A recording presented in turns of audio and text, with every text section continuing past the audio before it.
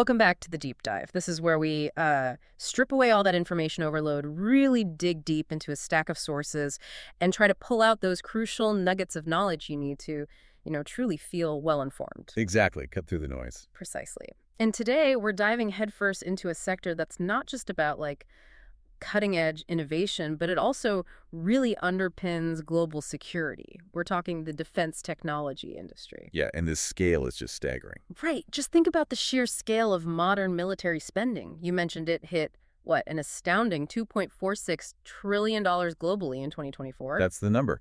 2.46 trillion. It's huge. That figure alone just speaks volumes about the kind of technology and strategy that must be driving it. Absolutely. Big money, big tech, big stakes. So our mission today, our deep dive, is to thoroughly unpack the story of a company right at the heart of this intersection, Leonardo DRS, Inc., or as we'll probably just call them, DRS. Good plan. DRS is definitely worth a closer look. We're going to explore their strategic position, really dissect their financial health, try to understand what's truly driving their growth, and also shine a light on the, unique challenges they face as a critical player within the U.S. defense industrial base. That unique part is key, especially with their ownership structure. We'll definitely get to that.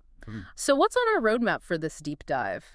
Well, we'll begin with the sort of initial investment landscape around DRS, then we'll break down its distinct business segments. The ASC and IMS. Exactly. From there, we'll zoom out a bit, look at the wider geopolitical and defense spending environment, then zero back in on its undeniable competitive advantages and, of course, the nitty-gritty of its financial narrative. Can't forget the numbers. Never.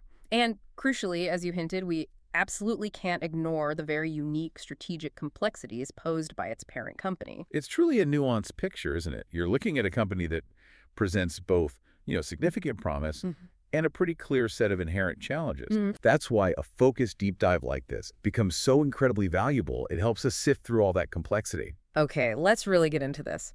Our sources, they kick off with an investment thesis synopsis for Leonardo DRS, and like you just hinted, it strikes this fascinating tone.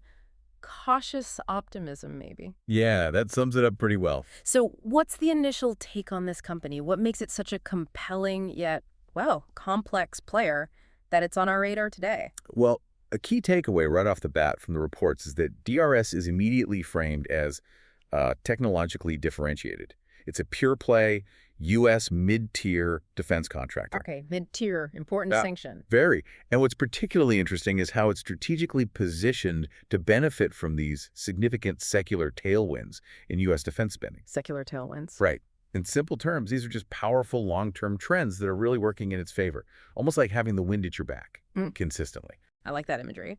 So when we talk about this core investment case, what are the most significant positives, the things that really make it stand out? So the core investment case, it really highlights several key positives. First, that technological differentiation is crucial. DRS focuses on high-priority areas for the U.S. military, things like naval modernization, advanced sensing, sophisticated network-centric warfare. Really key stuff. With a high-tech end. Exactly. Second, and this is always a strong indicator, it shows robust organic revenue growth and expanding profitability. This isn't growth just from buying other companies, right? It's from their existing business doing better. Right, organic growth. That's healthy. Very healthy. Yeah. And third, they boast a record contract backlog, $8.6 billion. Wow, $8.6 billion. Yeah, it's a massive number. And it provides what the reports call exceptional multi-year revenue visibility. It basically means their revenue stream is pretty well de-risked and predictable for years to come. Okay, that visibility must be huge for planning and investor confidence, I imagine. Huge. And finally, the recent initiation of a capital return program, including a dividend that really signals strong management confidence. Confidence in their ability to generate free cash flow consistently. Right. It suggests a company that's not just growing, but maybe maturing a bit. Yeah. Generating profits to actually return to shareholders. Precisely. It's a sign of strength and stability. Okay, that sounds like, almost a dream scenario for any company, let alone one in the defense sector. But you mentioned caution earlier, and every investment has its flip side. What are those tempering risks? The things that give us pause? Absolutely, yeah. The reports are quite clear that this positive outlook is definitely tempered by several key risks. One significant factor is the elevated valuation. on a trailing basis anyway. Meaning the price is already high based on past performance. Exactly. What this means is that the market is already pricing in a very high degree of execution success. So, if DRS stumbles even slightly, there's really very little room for error before that valuation might get questioned. High expectations baked in. Got it. Totally. Second, there's significant customer concentration. The U.S. Department of Defense, the DoD, accounts for a staggering, 85% of their revenue. 85%. Wow. Yeah, so that makes them incredibly sensitive to any shifts in government budgetary priorities, spending cuts, or even, prolonged government shutdowns. That's a huge dependency. It is. And then there's the third and truly unique aspect. DRS is a majority-owned subsidiary of Italy's Leonardo SPA. Ah, the Italian parent company. Exactly. And this introduces a distinct layer of strategic complexity, as the reports put it, and potential constraints on its autonomy. That's something we'll definitely need to dig into further. It's just not a typical U.S. defense contractor structure at all. So, okay, on one hand, we see this high-growth, technologically advanced player, but on the other, these high-stakes risks. Looking beyond just the numbers for a second, what are some of the fundamental key findings that really highlight DRS's strategic positioning within the wider defense industry? Yeah, the analysis truly drills down into what makes DRS distinct, and it goes beyond just their current performance, right? From a strategic positioning standpoint, DRS is seen as a critical supplier of mission-critical systems, and they have deeply entrenched incumbency. Incumbency meaning they're already in on major programs. Precisely. They occupy these defensible niches, particularly in naval electric power and propulsion, for the U.S. Navy's absolute highest priority platforms. Think like the Columbia-class submarine. The big one. The big one. And they're also a leader in advanced electro-optical infrared, or EOIR, sensing technologies. These are basically the eyes of many modern military systems. Okay, so critical tech on critical platforms. You got it. Then there are the incredibly favorable industry dynamics they're riding. DRS operates within what many analysts are now calling a defense spending supercycle. Supercycle sounds intense. It is. This supercycle is fueled by a combination of, heightened geopolitical tensions globally and the U.S. DoD's strategic pivot toward countering near-peer adversaries, like China, for instance. So global instability is, ironically, good for their business. Unfortunately, yes. It creates sustained long-term demand for modernization and technological superiority across the board. They also benefit from a very defensible competitive moat. A moat, like barriers to entry. Exactly. The defense industry itself has exceptionally high barriers to entry. You're talking stringent regulatory and cybersecurity requirements, massive capital costs, and the critical importance of a long history of past performance. You can't just start a defense company tomorrow. Right. You need trust, history. Decades of it. DRS has a decades-long relationship with the DoD and, crucially, high switching costs associated with its integrated technologies. That creates a durable competitive advantage you can't easily replicate. Once you're designed in, it's hard to get you out. Very hard. Financially, as we touched on, they show robust performance and impressive visibility into future revenue. We're seeing strong mid-teens organic revenue growth and an impressive book-to-bill ratio of 1.3x for fiscal year 2024. Book-to-bill, meaning new orders are outpacing current sales. Significantly outpacing them, yeah. It means they're winning a lot more new business than they're invoicing. This, combined with their record backlog, provides a clear and reliable pathway to future revenue growth, as one report puts it. Okay, that sounds solid. It is. And on the valuation front, while those trailing multiples do seem high, the argument is that they become more reasonable when you factor in their strong forward growth projections, expanding margins, and their deep alignment with those very well-funded DoD priorities. So the premium price might be justified by the quality and the outlook. That's the argument. It's often viewed as a premium for quality and strong future visibility, but it certainly, as the reports say, leaves little room for execution error. Okay, that truly sets the stage for us. So we've got this overall picture, significant tailwinds, strong moats, but clear risks too. Let's get more specific. Who exactly is Leonardo DRS on a day-to-day basis? What's their core business when you strip it all down? Right. So Leonardo DRS, founded way back in 1969, headquartered in Arlington, Virginia. It's a leading U.S.-based defense technology company. They primarily develop and manufacture a broad portfolio of advanced products and integrated systems For who mainly? for military forces, intelligence agencies, and also other defense prime contractors. They supply the big guys too sometimes. Ah, okay, so they're a supplier and sometimes a prime. Exactly. Through their consistent performance and focus, they've firmly established themselves as a critical mid-tier contractor within the U.S. defense industrial base. That mid-tier label is important. Got it. And their strategy. Their overarching strategy is to maintain a balanced and diversified business model. This means holding leading technical and market positions in areas the U.S. DoD has identified as high priority. Which leads back to that customer concentration. Precisely. That very focus is what has led to that concentrated relationship we highlighted earlier. Approximately 85% of their business is directly with the U.S. government, predominantly the DoD. Yeah, that 85% number is sticky. It is. And this high customer concentration isn't just a number, it's a central theme. It profoundly shapes both their opportunities and their risks moving forward. We'll keep coming back to it. Now, this is where it gets really granular, right? Because DRS isn't just one monolithic defense tech company. Our sources actually break it down into two key segments, and frankly, they tell a fascinating, very strategic story about how the company operates. You're absolutely right. DRS strategically organizes its operations into two distinct technology-driven reporting segments: Advanced Sensing and Computing, which they just call ASC, and Integrated Mission Systems, or IMS. ASC and IMS. Okay. And each plays a very different but complementary role. It's quite clever, actually. Okay, let's start with the first one then. Advanced Sensing and Computing. ASC. What's that all about? Right, ASC.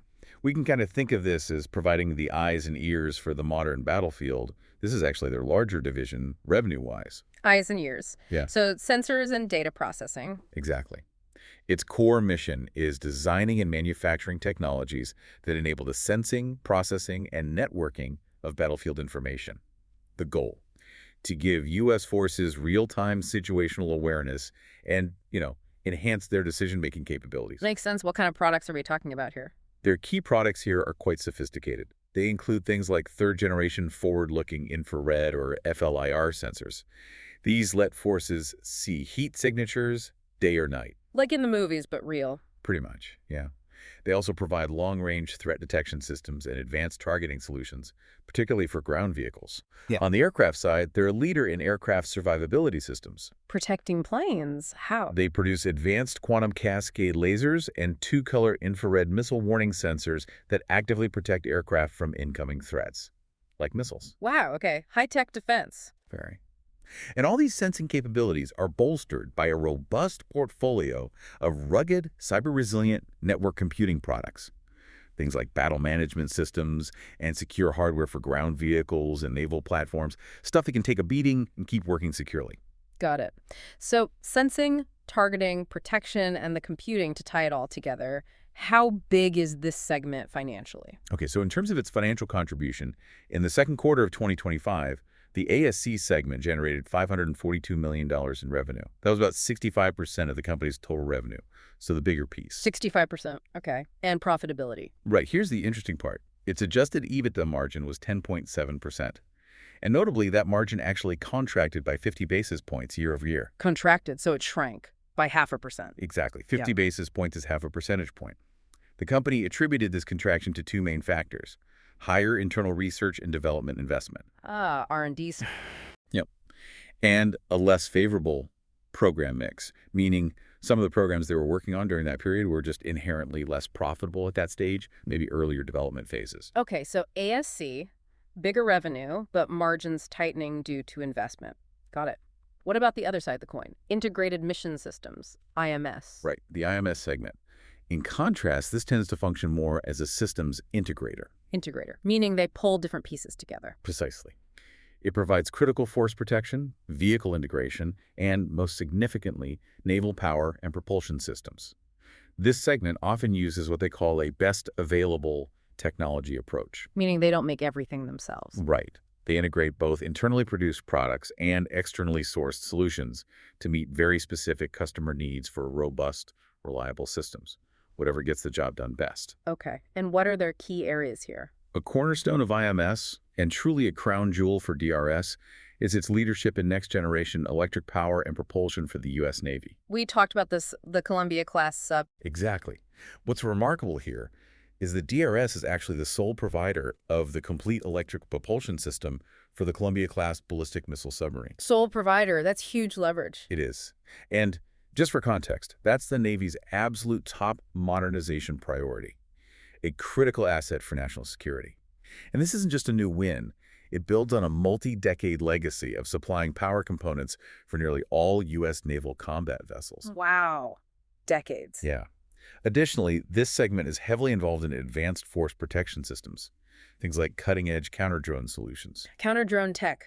Very relevant right now. Extremely. And the Maneuver Short-Range Air Defense, or MSHR RAD system for the U.S. Army, that's vital for protecting ground troops from aerial threats like drones and helicopters. Okay, so big naval power systems and ground force protection. How does IMS stack up financially? Okay, looking at its financial contribution for Q2 2025, IMS reported $290 million in revenue, so smaller than ASC. Right, but profitability. Here's the flip side. Its financial performance was exceptionally strong.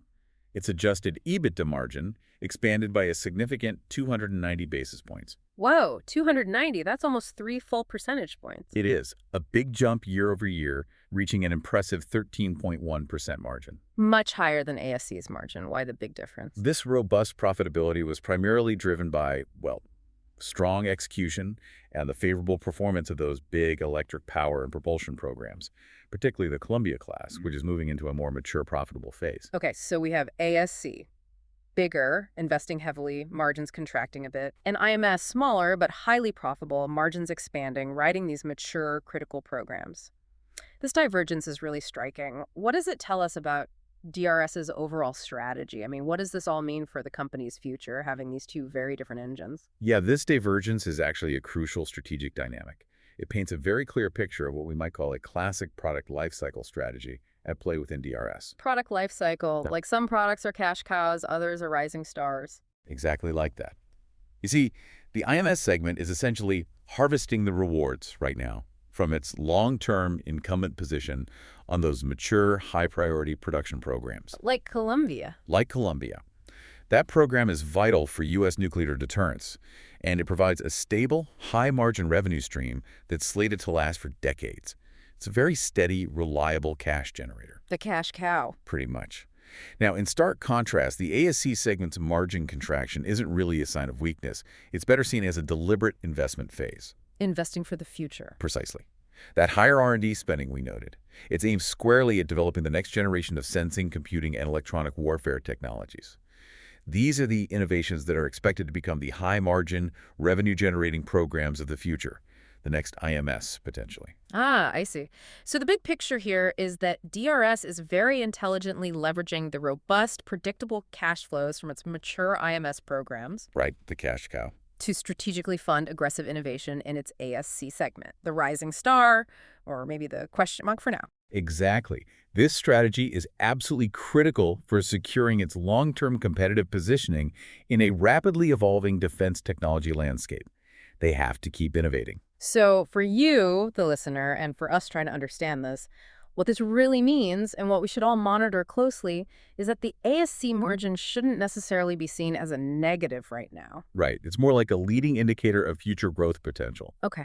So a key catalyst down the road will be the successful transition of these R&D heavy programs within ASC into full rate production. That's the key. When that happens, when those investments start paying off in large contracts, it should unlock significant margin expansion for the ASC segment, hopefully mirroring the kind of success and profitability we're seeing today in IMS. It's like a carefully managed pipeline of innovation then, balancing today's profits with tomorrow's breakthroughs. That's a perfect way to put it, a very deliberate balancing act. Okay, so it's clear DRS is playing a long game with its R&D, strategically balancing, present profitability with future innovation. But they're not operating in a vacuum, are they? The global stage for defense spending is, well, it's incredibly intense right now. Oh, absolutely. Not a vacuum at all. So what are the broader industry dynamics shaping the market for a company like DRS? What's the bigger picture they're operating within? Yeah, you've hit on a crucial point. DRS is operating within what the sources call a highly favorable macroeconomic environment for defense. Analysts are increasingly describing it as a new defense spending supercycle. That term again, supercycle. Right, and the numbers truly bear that out. World military expenditure, as you mentioned earlier, hit that new high of $2.46 trillion in 2024. That's a significant real terms increase, driven by what is undeniably a deteriorating global security landscape. It feels like things are less stable globally. That's definitely the perception, and it's driving spending. The key drivers for this surge are pretty evident. The ongoing war in Ukraine, which has completely reshaped European defense postures. Right, everyone in Europe is spending more. Dramatically more. Yeah. And the intensifying strategic competition between the U.S. and China, which is driving investment across the Indo-Pacific region. So major conflicts and great power competition fueling the fire. Pretty much. And this isn't just a U.S. phenomenon either. We're actually seeing a substantial international opportunity emerge. Nations across Europe and Asia are aggressively increasing their defense investments. What are we talking? Well, European defense spending, for instance, is projected to grow at an estimated 6.8% annually through 2035. That's actually outpacing the U.S. and other major powers. Wow. Yeah. This creates substantial growth opportunity for U.S. defense contractors like DRS, especially those with exportable products and strong relationships with allied nations. So a growing international market, too. What about the U.S. specifically? Still the biggest player? Oh yeah, the U.S. remains the largest defense spender by far. The proposed DoD budget is approximately $850 billion for fiscal year 2025. $850 billion just for the DoD. Right. Now, while that technically represents a slight decrease in inflation-adjusted terms, it's still historically very high. The Fiscal Responsibility Act does provide some budget certainty, setting a total national defense spending cap of $895 billion for FY 2025. But there are always hiccups with government funding, right? Like CRs. Always. Continuing resolutions, or CRs, often pose risks. They can delay new program starts and create significant funding inefficiencies in the whole appropriations process. It's a perennial issue. Yeah, seems like we go through that every year. Pretty much. But despite that, current DoD priorities align exceptionally well with DRS's core competencies. Things like modernizing the U.S. nuclear deterrent. Which helps the Columbia program. Exactly. It provides durable, multi-decade support for programs like the Columbia-class submarine. Also improving military readiness, recapitalizing aging equipment, and investing in next-generation technologies to maintain that edge over near-peer competitors. It's a very targeted spend, and DRS hits a lot of those targets. Okay, so the budget environment, while maybe a bit uncertain around the edges, is generally very supportive for what DRS does. Highly supportive, yes. Now, beyond just the sheer budgets, technology itself is transforming the very nature of warfare at an incredible pace. Our sources point to several pivotal technology megatrends. What are these, and how is DRS specifically positioned within them to capitalize? Yeah, the character of modern warfare is, and this isn't an exaggeration, being fundamentally reshaped by rapid technological advancements. This is creating immense demand for new capabilities that DRS is indeed positioned to provide. We're talking about several key megatrends here. Okay, like what? First, there's artificial intelligence, AI, and automation. AI is being integrated across every domain imaginable: intelligence analysis, autonomous navigation, predictive maintenance, command and control, everywhere. AI is everywhere now, seems like. It really is. The global market for AI just in aerospace and defense is projected to more than double, from about $28 billion today to a massive $65 billion by 2034. It's truly transformative. Okay, AI. What else? Second, cybersecurity and electronic warfare, EW. With everything becoming digitized, the electromagnetic spectrum and cyberspace are now critical warfighting domains. Protecting networks from attack, controlling the spectrum for communications, jamming enemy signals, it's vital. The invisible battlefield. Exactly. Investment in military cybersecurity alone is expected to reach $23 billion in 2024, and DRS offers specific technologies in both EW and cyber systems, making them a crucial player in that hidden battleground. Makes sense. Third trend. Third, unmanned systems and counter-UAS, CUAS. The proliferation of inexpensive but highly effective drones has made robust CUAS capabilities a top priority for the DoD. Everyone saw what happened in Ukraine. Yeah, drones changed everything there. They really did. Effective CUAS requires an integrated system of sensors like radar, EOIR, and effectors, which are the things that actually neutralize the drone threat. Yeah. This is an area where DRS is actively demonstrating new integrated solutions. They bought ready for this, right? Ah, the RE acquisition. We'll get back to that. Okay, AI, cyber EW, drones, counter drones. What ties it all together? Well, the confluence of these three trends is fundamentally driving a shift towards what people are calling data-centric warfare. Data-centric warfare, meaning information is key. Information is king. Think about it. The ability to collect vast amounts of data from sensors everywhere, process that data in real time using AI, and then securely get it to decision makers across the battlefield. That's becoming the central pillar of modern military doctrine. Connect everything, understand everything, act faster. You got it. And this paradigm shift absolutely elevates the strategic importance of the very technologies that form the core of DRS's portfolio. Remember ASC? The sensing and computing segment. Exactly. The company is a leading supplier of the rugged, cyber-resilient computing hardware and advanced sensors that serve as the essential infrastructure for this new way of fighting. So they provide the building blocks for this data-centric future. Precisely. As the DoD invests billions in overarching network concepts like Joint All-Domain Command Control, or JADC2, DRS's incumbent position on thousands of ground and naval platforms provides a significant and very sticky long-term growth opportunity. They're built into the system already. That's a powerful alignment with where warfare seems to be heading, but our sources highlight this very unique structural aspect that really sets DRS apart from its U.S. peers, that parent company. Yeah. Tell us about the Leonardo SPA nexus, because this sounds like a fascinating wrinkle. This is a key differentiator, and frankly, it's a bit of a double-edged sword for DRS. How so? Okay, so Leonardo DRS is a majority-owned subsidiary. About 72% of its common stock is held by Leonardo SPA.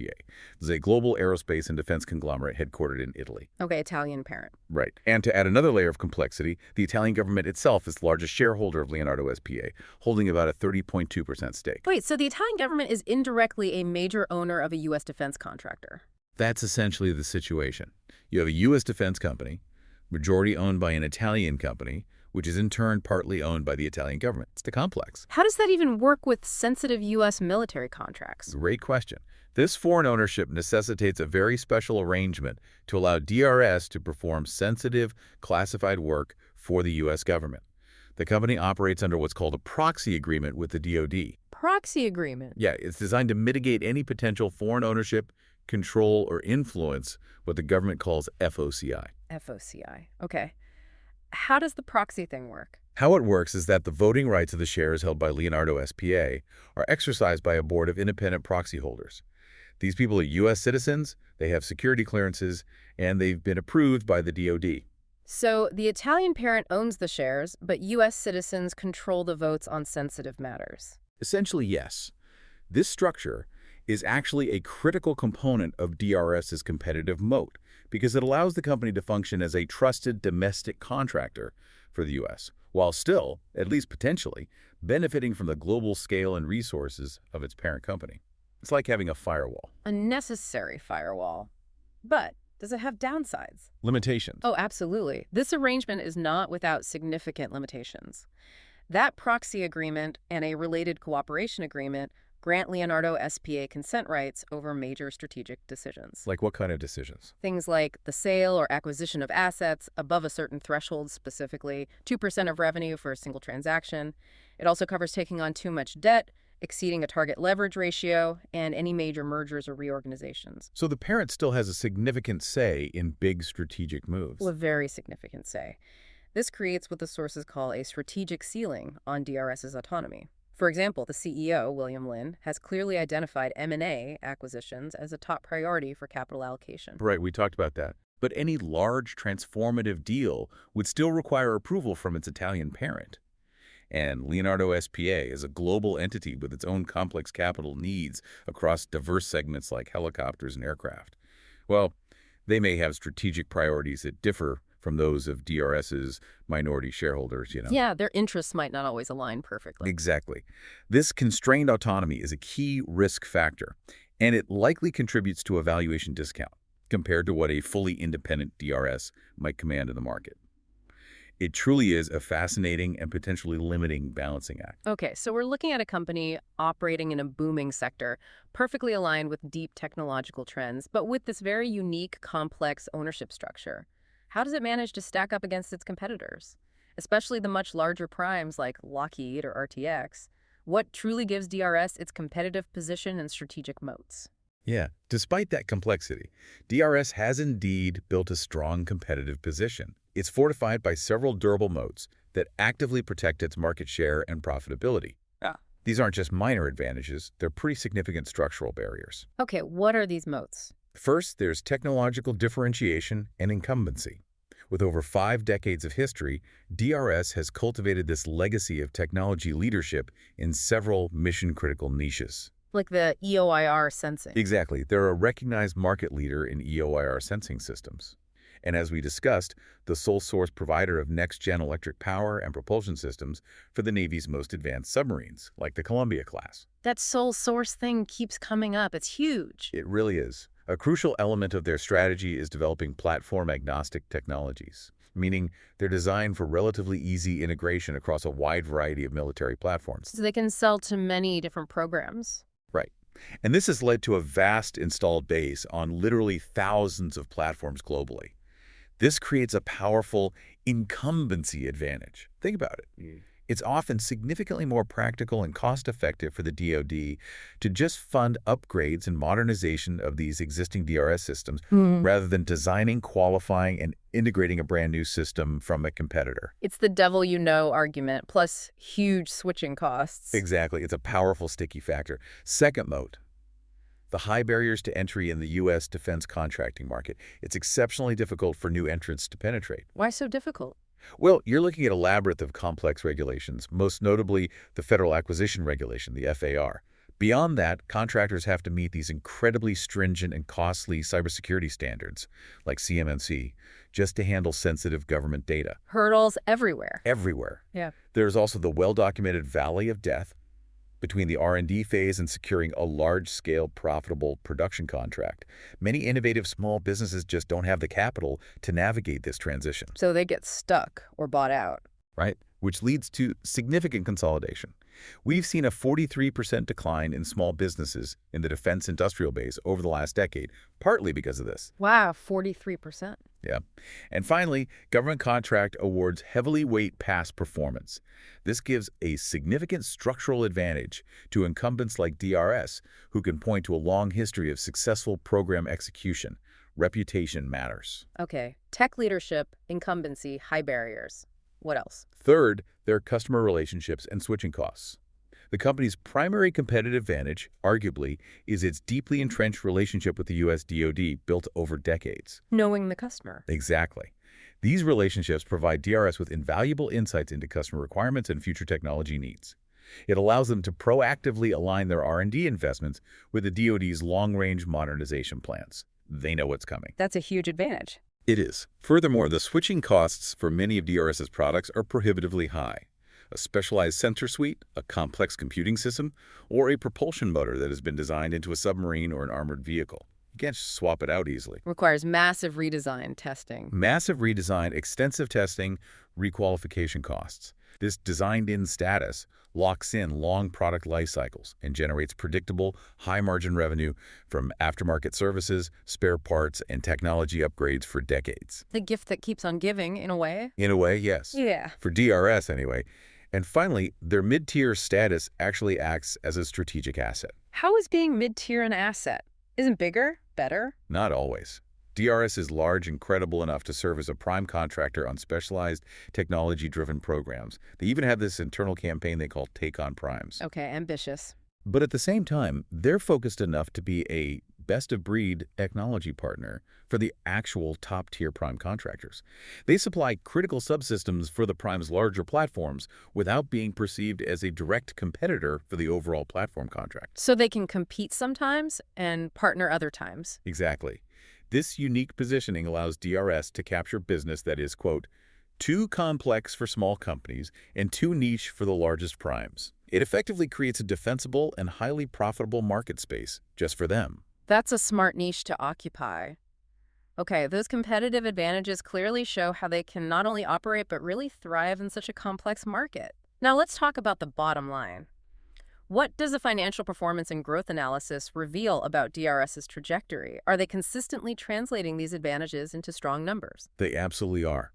The financial results from our sources paint a very clear picture of a company in a phase of accelerating growth, improving profitability, and strengthening future revenue visibility. It's a very positive trend overall. Accelerating growth sounds good. What are the numbers? Okay, let's look at their revenue growth trajectory. DRS has demonstrated robust and accelerating growth.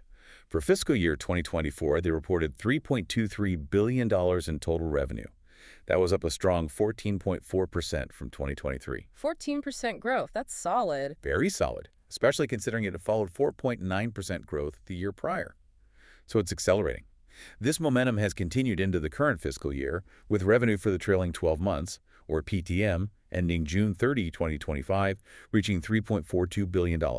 That's an 11.4% increase year over year. Still double-digit growth. Yep. And what's critically important here, as we noted before, is that this growth has been entirely organic. Right, not just buying growth. Exactly. It's from their core business performing exceptionally well. This underlying strength has allowed management to confidently revise its full year 2025 revenue guidance upward. They're now projecting $3.525 billion to $3.600 billion for the year. Which implies what kind of growth rate? That implies a full year growth rate of 9% to 11%. Still very strong. That's a strong signal of confidence from management. Okay, strong top-line growth. What about profitability? Margins? Yeah, the profitability and margin evolution shows a clear upward trend as well. The gross margin for 2024 was 22.8%. That's a healthy improvement over their 10-year average of 20.5%. Getting more efficient. Seems so. The operating margins for 2024 stood at 8.81%, expanding from 8.07% in 2023. And their adjusted EBITDA margin, a key metric for operational profitability, was 12.4% for FY 2024. And in the second quarter of 2025, it expanded by 70 basis points year over year to 11.6%. Wait. It expanded year over year overall, but we said the ASC segment margin contracted. Good catch. Yes, the overall company margin expanded year over year in Q2, despite the contraction of the larger ASC segment. That tells you just how strong the margin expansion was in the smaller IMS segment during that quarter. It more than offset the ASC dip. Okay, so IMS really pulled the weight on margins recently, and management expects more expansion overall. Yes, management projects continued overall margin expansion for the full year 2025. Okay, how about cash flow? Are they generating cash? In terms of cash flow and working capital, DRS exhibits that seasonal pattern common in the defense industry. You often see cash usage in the first quarter for working capital investments, buying inventory, funding receivables, followed by strong cash generation later in the year as payments come in. Typical government contractor cycle. Pretty typical. Huh. For FY 2024, their net operating cash flow was $271 million, generating $190 million in free cash flow after capital expenditures. For 2025, the company is targeting an 80% free cash flow conversion rate of adjusted net earnings. Meaning 80 cents of every dollar of adjusted profit becomes actual free cash. That's the goal. It shows a strong focus on efficient cash management. The recent cash use has primarily been for funding working capital to support their growth initiatives and for capital expenditures related to that significant new naval facility they're building in South Carolina. Investing in growth, basically. Exactly. And finally, backlog analysis and revenue visibility. This is a critical indicator for DRS, perhaps one of the most important. That $8.6 billion number again. That's the one. As of the second quarter of 2025, they reported a record total backlog of $8.6 billion, a very healthy 9% increase year over year. What does that mean in terms of future sales? This substantial backlog provides approximately 2.4 years of revenue coverage based on their trailing 12-month sales. 2.5 years of revenue already booked. Roughly, yeah, which significantly enhances predictability and de-risks future forecasts.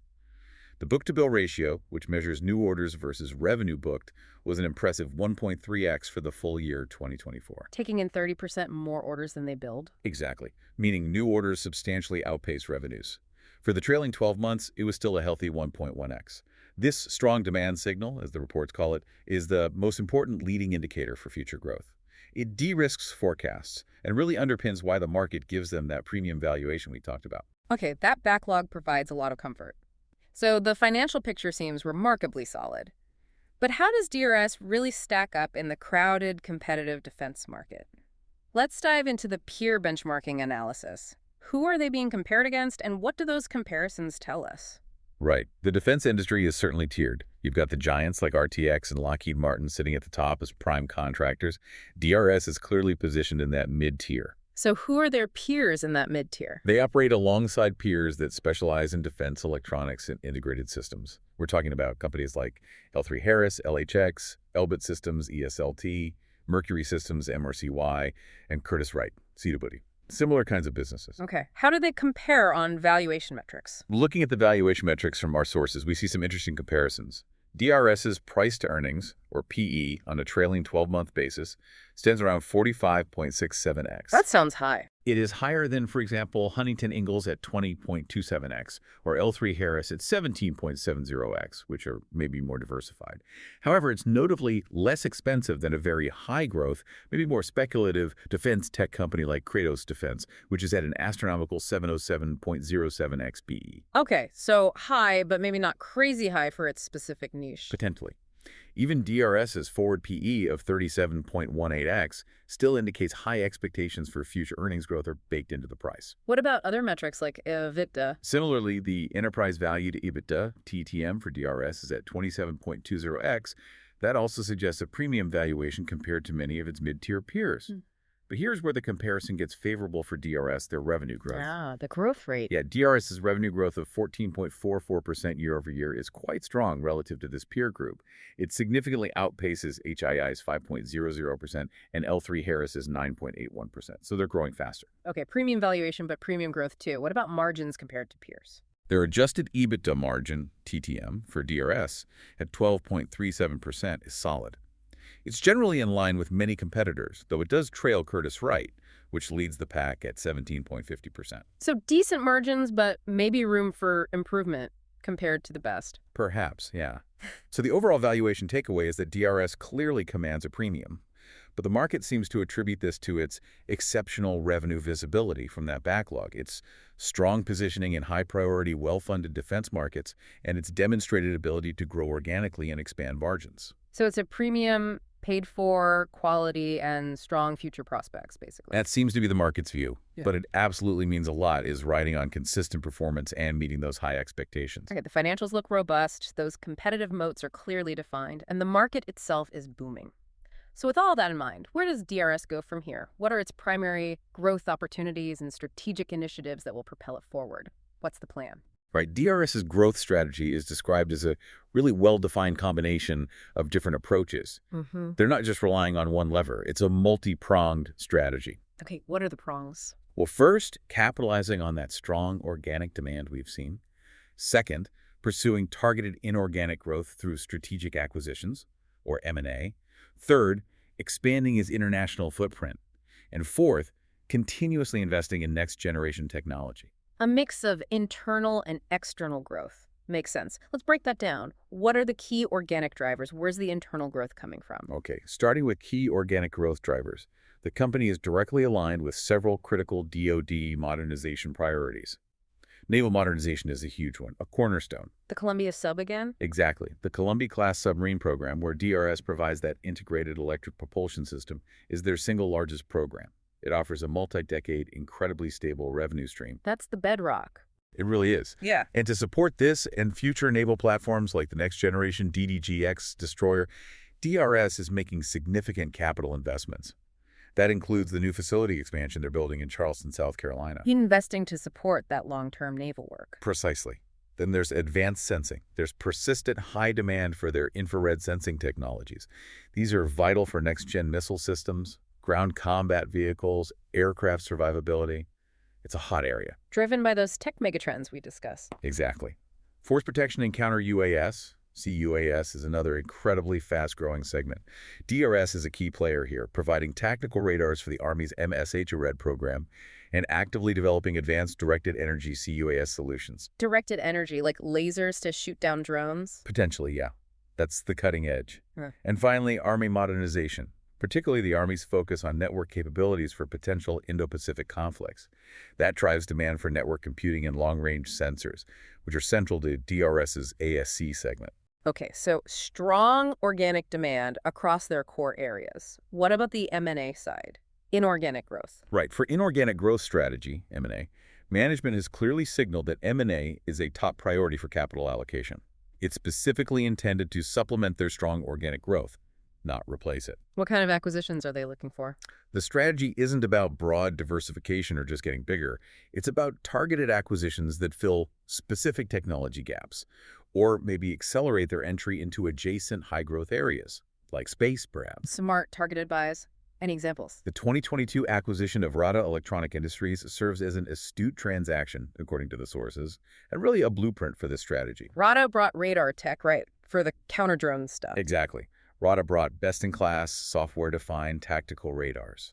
This crucially completed DRS's comprehensive CUAS solution by combining Rada's radar with DRS's existing EOR sensors and computing power. Creating a more complete package to offer.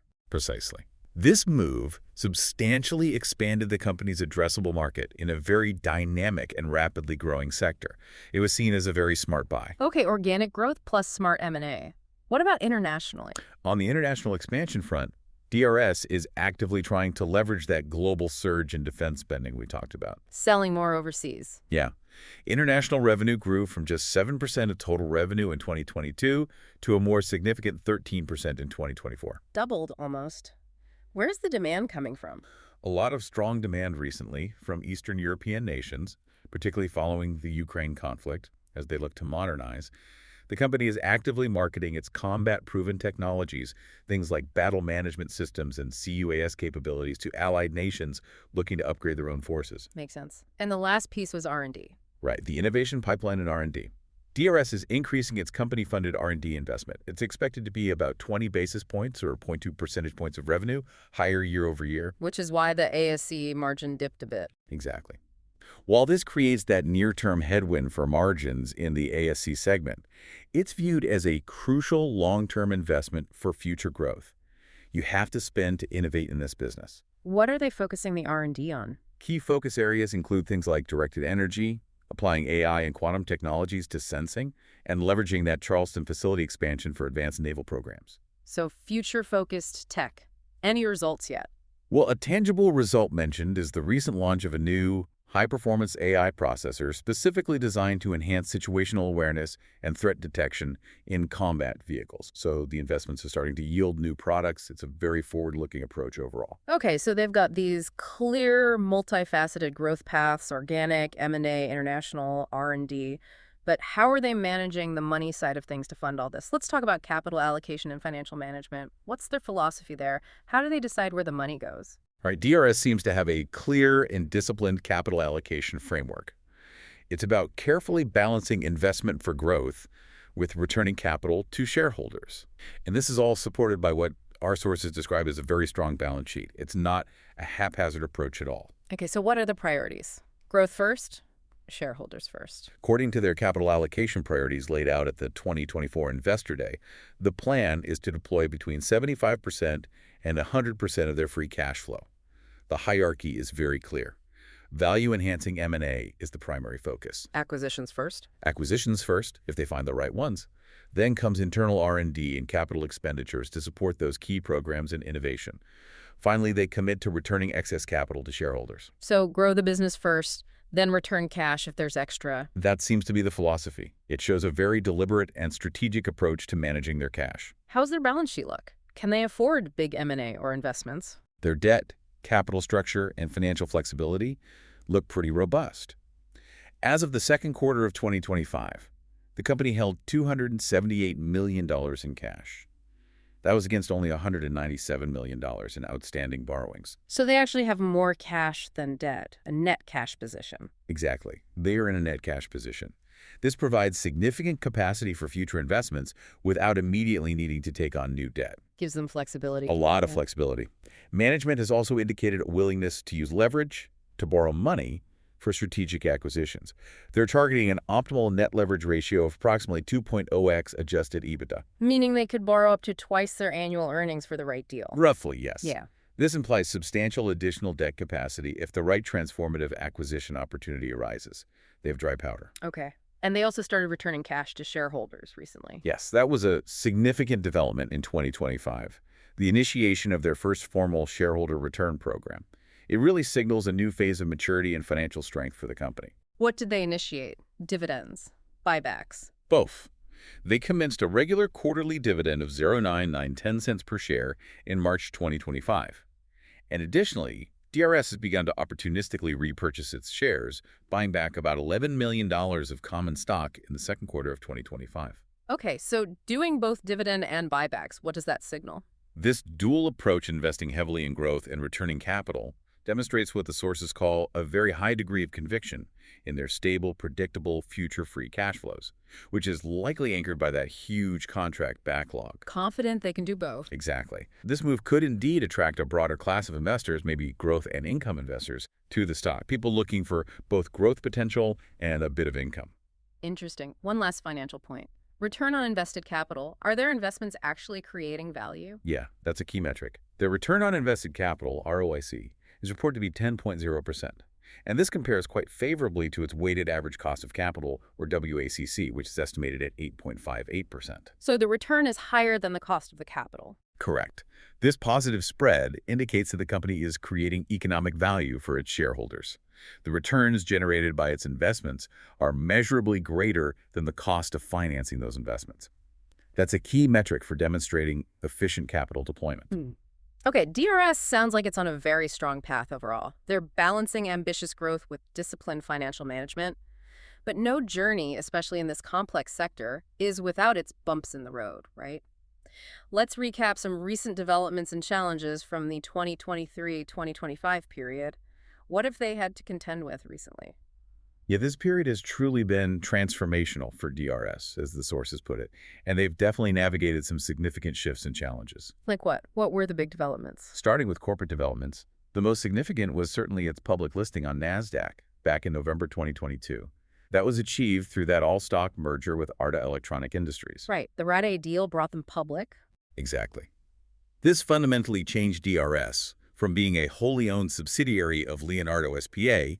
to being a publicly traded entity, although still with Leonardo as its majority owner. That's a huge shift in its corporate identity and governance structure. Big change. What about operational challenges? Did they face headwinds? Oh, yes. Despite the positive overall picture, they've successfully navigated various operational headwinds. Like much of the broader industrial sector, DRS has faced persistent supply chain disruptions and significant inflation. Inflation hit everyone, especially tough for defense contractors. It can be, yeah. These pressures are particularly acute for defense contractors working on long-term, fixed-price contracts where unexpected cost increases can directly erode profitability. They can't always just raise prices easily on existing deals. Right. Any specific examples? Management has specifically highlighted the elevated costs of certain raw materials like germanium. Germanium is absolutely critical for many of their advanced infrared sensing systems in the ASC segment. So input costs went up. How did they handle it? Well, despite these very real challenges, DRS has demonstrated what the sources call remarkable operational resilience. They still showed the year-over-year adjusted EBITDA margin expansion overall. So they managed the costs effectively. It suggests very effective management of their supply chain, robust cost controls, and maybe an ability to implement some pricing power where possible, perhaps on newer contracts or upgrades. Okay, resilient operationally. Did they keep winning new business during this period? Absolutely. They've maintained strong commercial momentum with significant contract wins. That's what's been crucial in fueling that record backlog we keep talking about. What kind of wins? Examples include a $41 million contract from Naval Sea Systems Command for combat management system hardware, a prototype project award from the U.S. Army to modernize the M109A7 Paladin howitzer weapon control system, and a successful open water demonstration of their counter-UAS maritime mission equipment package. So wins across different areas, Navy, Army, CUAS. Right. These contributions to robust bookings kept their book-to-bill ratio over 1.0x, expanding the backlog to that $8.6 billion figure. And throughout this dynamic period, management and strategy has remained stable under CEO William Lin.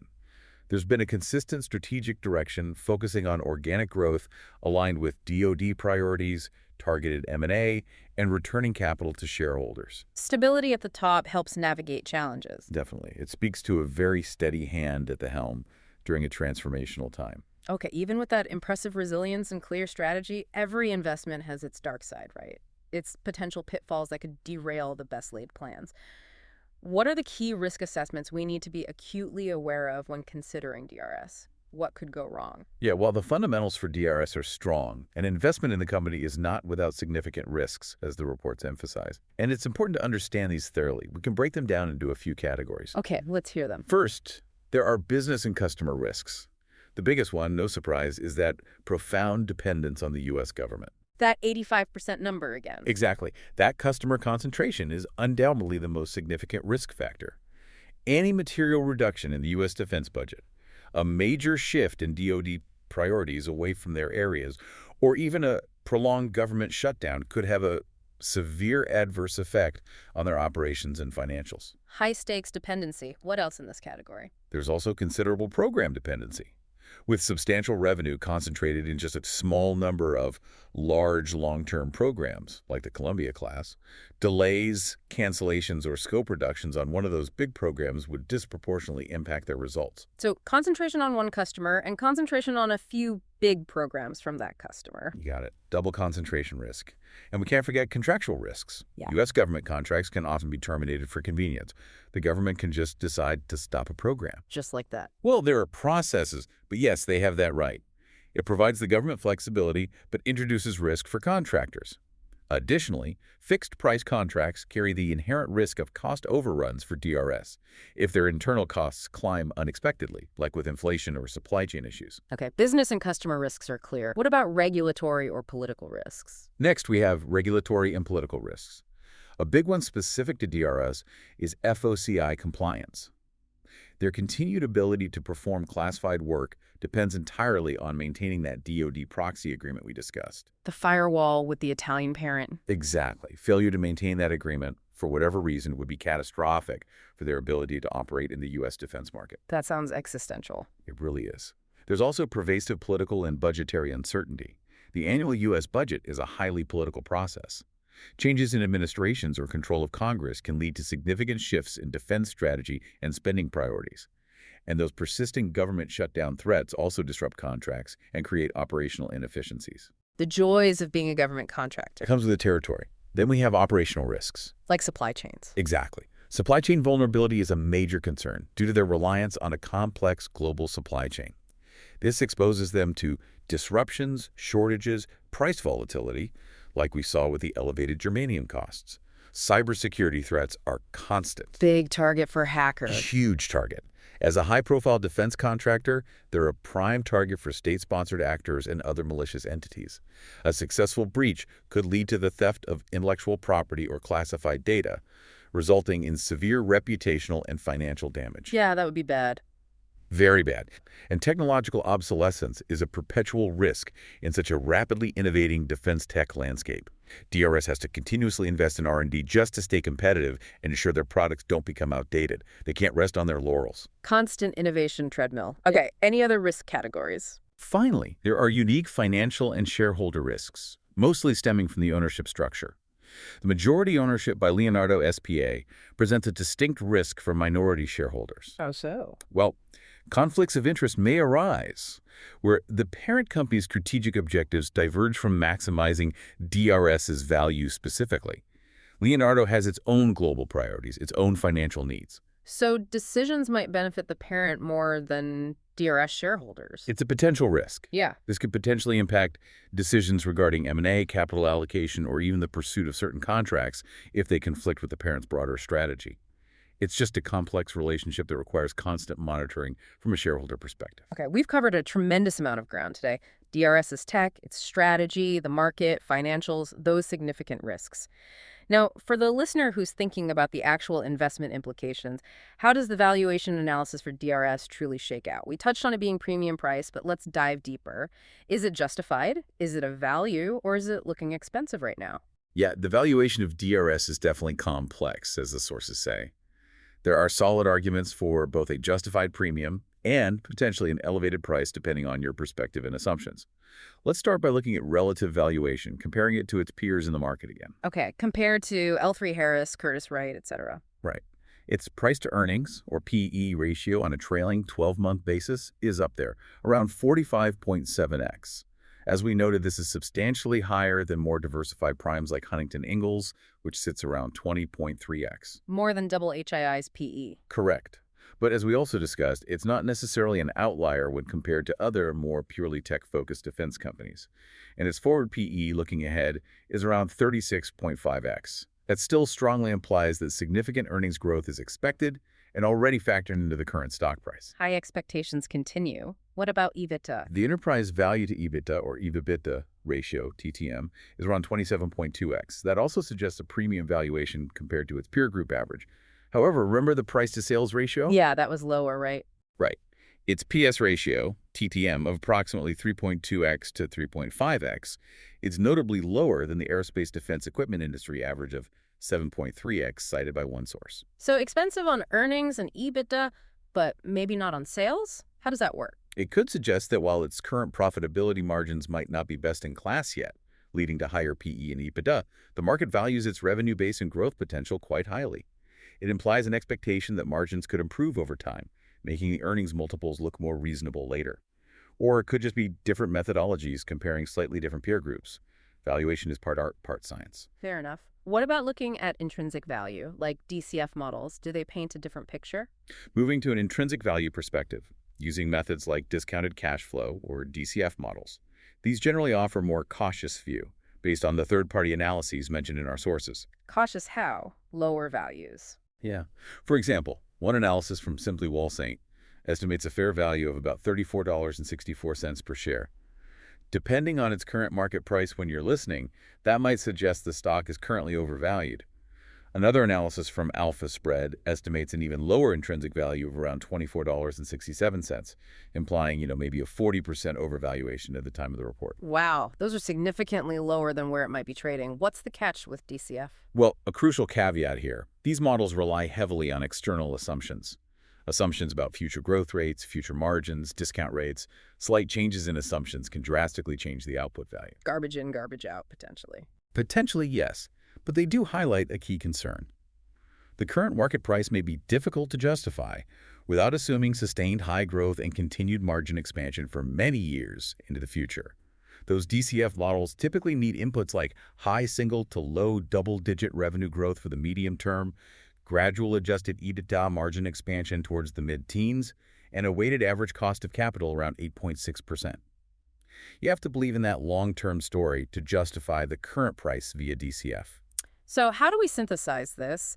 Relative valuation says premium, but maybe justified by growth and visibility. Intrinsic valuation says possibly overvalued, unless you assume strong, sustained performance. That's a good synthesis. DRS is indeed trading at a premium to its more traditional defense peers. But this premium is not without justification, as the sources say. The market is clearly valuing its exceptional revenue visibility from the backlog, its strong positioning in high-priority, well-funded defense markets, and its demonstrated ability to grow organically and expand margins. So the story is compelling, and the market's buying it for now. Seems so. The key determinant of future stock performance, then, will be the company's ability to consistently meet and exceed these already high expectations. Execution is everything here. What could push the valuation even higher or cause it to fall? Well, there's certainly potential for a re-rating to an even higher valuation if we see certain positive catalysts. Things like sustained book-to-bill ratios staying well above, say, 1.2x. Clear evidence of ASC margin expansion as that R&D matures into profitable production. Or maybe a successful, truly value-accretive acquisition that the market loves. And the downside risk to the valuation? Conversely, a slowdown in orders, reflected in the book-to-bill dipping below 1.0x for a while, major program delays like on Columbia, or a failure to meet those margin expansion targets. Any of those could lead to a rapid contraction of its valuation multiple, given how much good news seems priced in. It's definitely a high-reward, high-expectation scenario. Understood. This deep dive has truly given us a massive amount to chew on, pulling back the curtain on a critical yet complex defense technology player. But for the truly curious, for those listeners who want to keep an eye on DRS moving forward, what are some key questions for further investigation? What should they be watching? Yeah, these are the critical points for ongoing due diligence and monitoring if you're following DRS closely. First, you should be asking, what are the specific catalysts, both positive and negative, that could drive outperformance or underperformance in the near term? Like specific contract wins or losses. Exactly. Securing a full-rate production contract for a developmental CUAS system, winning a design competition for a next-generation sensor, landing a large international order. Those could be significant positive drivers. Conversely, any hint of a delay or budget cut to a key program like the Columbia class, however unlikely now, would be a very significant negative. Watch the news flow on specific programs. Okay, program catalysts. What else? Second, keep digging into profitability sustainability. How sustainable is that strong IMS margin expansion we observed recently? Was it driven by repeatable efficiencies, or were there potentially some one-time adjustments that boosted it? And for ASC, what's the clearer timeline? When can we realistically expect that elevated R&D investment to truly translate into higher margin production revenue? Getting clarity on that is crucial for the company's long-term profitability profile. Monitor the margins, especially in ASC. Got it. Are there specific metrics to track? Absolutely. Third, there are specific key metrics you should monitor closely every quarter. The book-to-bill ratio remains the most critical leading indicator of demand. Sustaining it consistently above 1.1x is a strong positive signal. Watch the segment-level adjusted EBITDA margins, especially looking for ASC to stabilize and eventually show expansion as those R&D investments mature. And track free cash flow conversion. Consistently meeting that target of at least 80% of adjusted net earnings is essential for validating the quality of their earnings and their ability to fund that capital allocation plan. Book-to-bill, segment margins, cash conversion. Okay. Anything else? Finally, think about the impact of potential defense spending shifts. While the current budget environment is very favorable, how might future shifts in DoD strategy affect different business segments? Like if the focus shifts away from big ships. Exactly. A future pivot away from large-scale naval platforms, which seems unlikely in the short term but is always possible long-term, could impact IMS. Similarly, a de-emphasis on cutting-edge technology development could pressure ASC.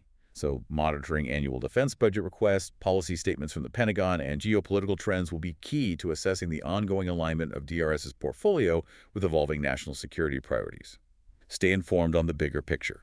#outro. Wow. We've truly taken a deep dive into Leonardo DRS today. We've uncovered its technological leadership, its strategic role in this rapidly changing global defense landscape, and those really unique dynamics of its financial and corporate structure. Hopefully you, our listeners, feel a lot more informed about this company and the incredibly complex sector it operates in, understanding both its strengths and its very nuanced challenges. Indeed, we've seen a company very intelligently, it seems, leveraging cash flows from mature, critical programs to fund future innovation, operating within this powerful supercycle of defense spending, yet always facing that complex influence and perhaps strategic ceiling posed by its majority owner in Italy. Yeah, it really is a fascinating tightrope walk, isn't it, between huge opportunity and significant constraint. Definitely a balancing act. So, here's something to consider, a final thought for you to mull over. In an era of escalating global tensions and truly rapid technological advancement, how much longer can mid-tier defense contractors like DRS successfully balance their unique agility and specialized expertise with the immense scale and influence of the industry's primes, especially when they're tied to a global parent company that has its own distinct priorities? That's a great question. What are the trade-offs? Right. What implications does that delicate balance have, not just for the company's investors, but maybe for national security and the very pace of innovation itself? Something to think about. Food for thought, for sure. Thanks for joining us for this deep dive. We hope you gained some valuable insights and maybe had a few aha moments along the way. We'll catch you on the next one.